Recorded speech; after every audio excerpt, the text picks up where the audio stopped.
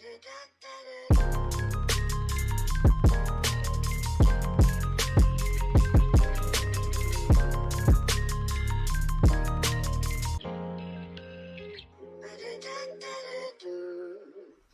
everybody, welcome back to my anime react channel, Giz Anime. Today we're going to be reacting to That Time I Got Reincarnated as a Slime, Season 2, Episode 9.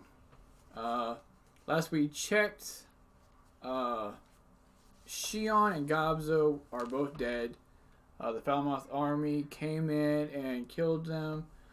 Shion was trying to protect a child. Quite a few goblins actually died, and other races, other monsters of other races, probably along with her. All we mostly saw was goblins, though, but I'm sure there's others.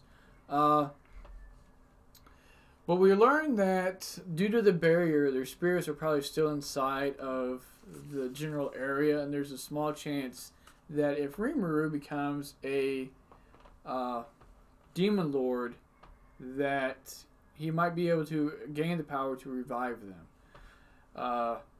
And the Great Sage basically said, look, you got to kill about 10,000 people, and there are about 20,000 Falmuth army soldiers coming his way, so he's pretty stoked about that, and so am I, because I'm ready to see Rimiru actually do some real damage.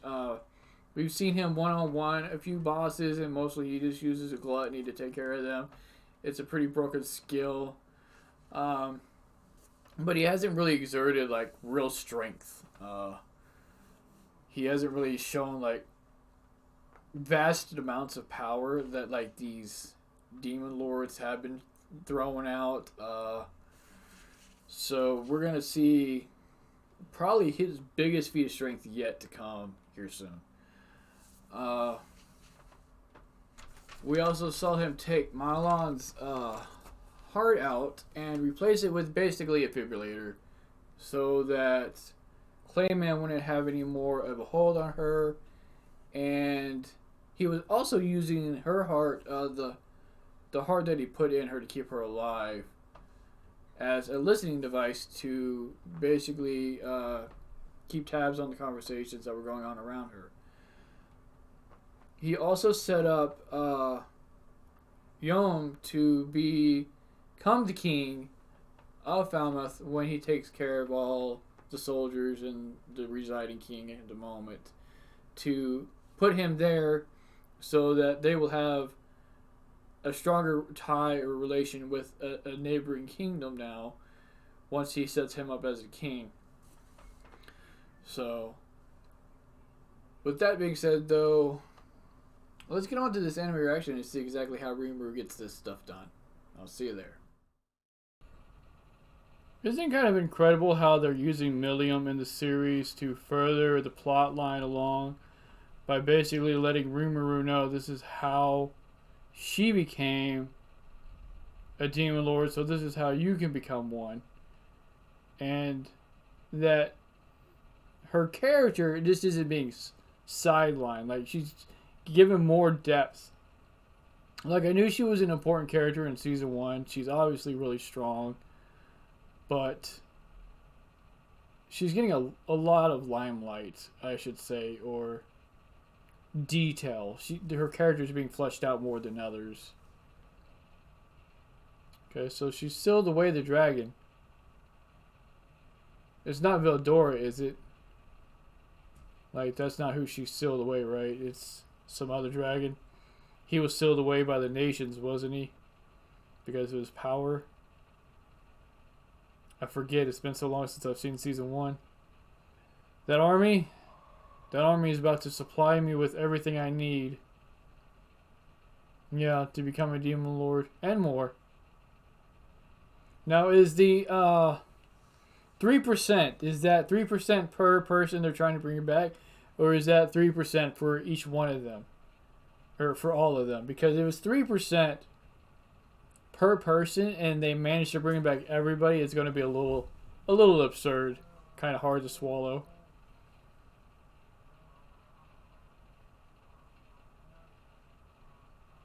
Has he never told them that he used to be a human? I kind of feel like that might be important to tell your subordinates. especially like Benimaru or Shion, Shuna. But then we met a dragon who was incredibly infatuated with us, probably because Vildor hadn't seen a living soul in so long. But the way he acted was a bit absurd. How incredible that they've come this far. Like, when Shion first saw him, Shion tried to kill him, and now she's his best pillow. And he's going out of his way to try to bring her back. Like, he literally lost it the other episode when he found out she was dead, and he had to create the mask just to suppress this magic from really going too wild and killing somebody. No, even at heart, you're still a monster. That was a previous life. That's what happened before. We can't be relying on our past to forge our future, basically. Like, what you were and what you are two totally different things. Like, even if you were to tell the human civilization you used to be one of them, they probably wouldn't care. So they basically relied on Rimiru way too much, that to the point where they probably weren't even really training anymore. They didn't have, obviously, some kind of contingency plan built up or in place for if anything did happen, some plan of action that Rimiru probably should have made up himself and had them set in motion if they were attacked or if anybody came into the city with ill intent.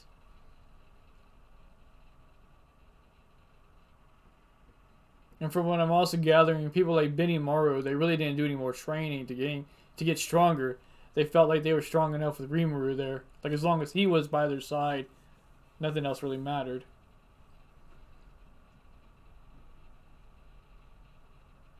And he's trying to take the blame back on himself. But I think they're both a little to blame.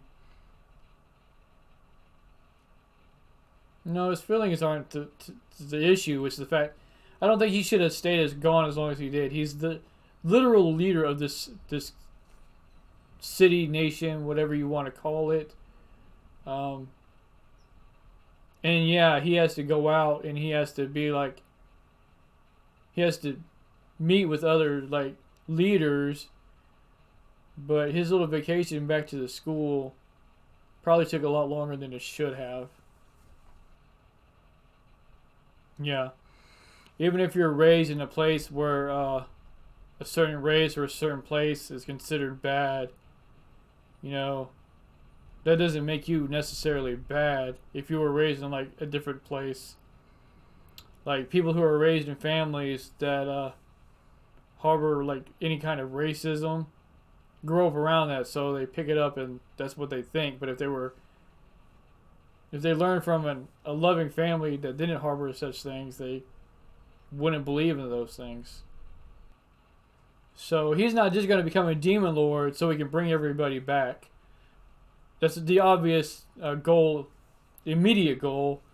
But him becoming a demon lord will help keep other nations in check and other demon lords in check if they try to get out of line, or basically do like what Clayman's been doing to Milan and using her. He won't let that happen.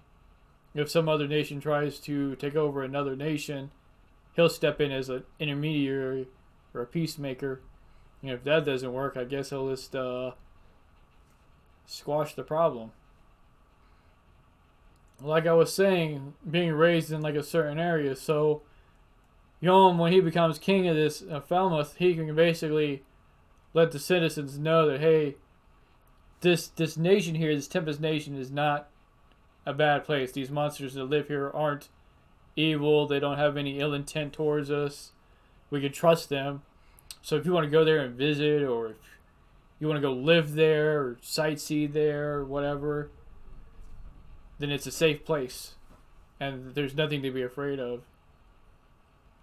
Promised Neverland, where Emma wants, if you watch that show, the demons and the people to get along.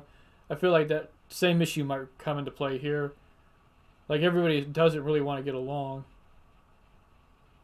You just can't change people like that. So they still might run into all kinds of issues. See, and they have twice the number he needs. So, I'm wondering if they... When Rimiru goes and kills them all to become a Demon Lord, the 10,000 he needs will be there, but another 10,000 on top of that. So will he be like twice as strong or something? Will the excess number kind of carry over into even more power? Or will it kind of just have like a diminishing effect?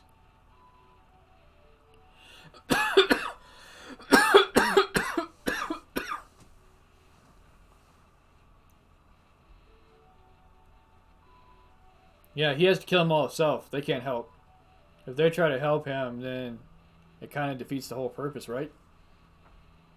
He won't be able to become a Demon Lord. I'm pretty sure, because this will be the biggest feat of strength we've seen Rimuru make. So, I feel like, because we really haven't seen like a true act of his power. I mean, like in season 1, he like beat a dragon or wyvern really quickly, but we haven't seen like true strength. So that would be really neat to see him finally do. Okay, I know Rimiru put up a barrier, but why are we taking down a barrier?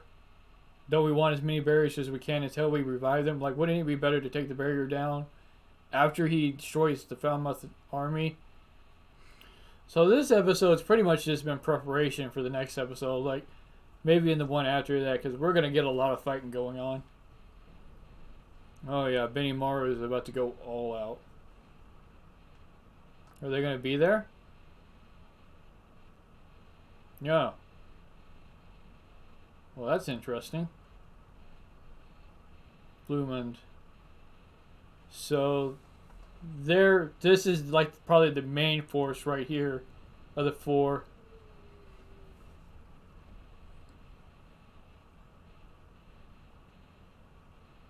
Okay. So he basically didn't take them seriously and let his guard down, and that's how they beat him. On top of the barrier that was sapping their strength. But this time he's not only aware of their fighting style, but he'll be outside of a barrier, so he'll be at full strength. So this will probably be a much better fight for him now. A much more one-sided fight towards his side this time. So that'll be really fun to watch. And I'm hoping these major battles like this, we don't just get like the typical, they go in and we see the aftermath. Like, I really want to see the fights. Okay. So she's going to put up another barrier. So when the one drops, she'll throw one up. Gotcha. Okay, they're going to protect them while they erect the barriers, but why? There's nobody there, right? There's no other... Unless there might be some stragglers left behind inside the city nobody's aware of. But I thought the military pulled back for now, right? So there shouldn't be anybody inside Tempest Nation. But I guess there could be, right? Look at these two getting along, even though Milan's practically the reason Shion's dead right now. That's actually pretty incredible. Because typically people would be really mad at Milan. Like, Benimaru was about ready to kill her. Why? Why would he mean... Right, he wants a war, but isn't that because he's bored? Like, true Demon Lord. So he's not a true Demon Lord. He's just... What is there, like, the lower rankings, right? Like, I think Millium is the true Demon Lord. So she's stronger than he is. But even how would that work? Because if Rimuru goes and kills all these people, Clayman is not getting any of that power. He's not the one that killed those people, so he doesn't gain those souls, correct? So if Millium beat 10,000 people when they killed her dragon to become a Demon Lord, and he kills 20,000, will that make him a true Demon Lord that's being on par with Millium? Or on par with Clayman? Or slightly above him? I'm trying to figure out the power scaling here. Or even if killing excessive number of people amplify the power you're giving in the first place. This man about to actually do something somewhat constructive for once in the series, instead of just be a fool. Oh, our man Benny Maru is just rolling up. Look at this guy in the corner over here just looking at his other friend though and not noticing Benny Maru. Dude, y'all about to get clapped. You should be a little more, pay a little more attention. Now, there's no guards watching. Yeah, these guys just about to come in and roll all over everybody. Okay, so they're prepping the barrier for when the other goes down. I'm like, what are they on guard for? I don't get it. Unless stragglers might run in too, I guess, from where all the pillars are. Rimiru looking quite amazing right there. I'm wondering who's in this main center tent. Like, is it the king there? Food, huh? This man about to cast mass gluttony on, just consume everybody at once? Alright everybody, just a little bit of a recap for the episode that we just watched. I kind of expected a little bit of action in this episode, but that's not happening. I'm pretty sure it's going to be non-stop next episode now though, and there might even be another episode of non-stop action because I feel like this is quite a bit to wrap up in just one episode. Like I said, I'm hoping that we get individual fights for everybody and that we're just not rushed into some kind of cutscene fight where we see them go in and then it cuts away and the fighting's done. We didn't know how it happened or what happened. I'm not expecting a lot of these fights though to be really hardcore and intense, like especially Benny Maru's. He's going against mostly fodder, it would look like. So just a few of his bombs that he threw out before in season 1 should pretty much just handle everything, especially since he was told by Rimiru not to even hold back, you know, to go all out, just get it done. And we had a little bit of inner monologue basically with Rimiru about Clayman maybe using him for what they're about to do. I'm not sure how that plays though, because like he had stated before, he has to do the killing himself. So that would mean Clayman would have to do the killing himself, and it doesn't obviously look like that's happening. So I'm not sure how that would play into anything. There might be something that I'm not seeing. Also, he said True Demon Lord. Pretty sure Clayman is a Demon Lord, so True Demon Lord, I guess, means like a higher ranking. Basically, like you've got like your goblins, hobgoblins, etc. You know, so like I said before, I'm wondering if him killing all 20,000 is going to propel him into a higher ranking of Demon Lord, thus surpassing Clayman. Because I'm pretty sure he was hinting at that being his next task at hand is to basically neutralize Clayman.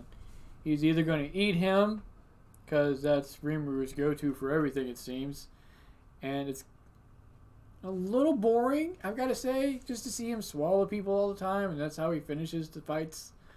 But hopefully when he does this 20k people, it's not just some kind of massive blob that just overshadows or goes over everybody. He goes in, he throws out some attacks, he does some black lightning. Maybe we'll see something new. Maybe he'll show us that new form he got that he used against Sonata. Even though that was a clone, I'm pretty sure that's something he can do himself, which is pretty awesome, I would think. And see him do that. With that said, though, not a whole lot happened. Just basically they strategized how to go about the attacks. They also changed up some of the rules with people, how they're going to handle them going forward. That they really need to teach people that they're not the villains that they've made out to be. And that the Falmuth King and the military are making them out to be real, like, sense of the word monsters.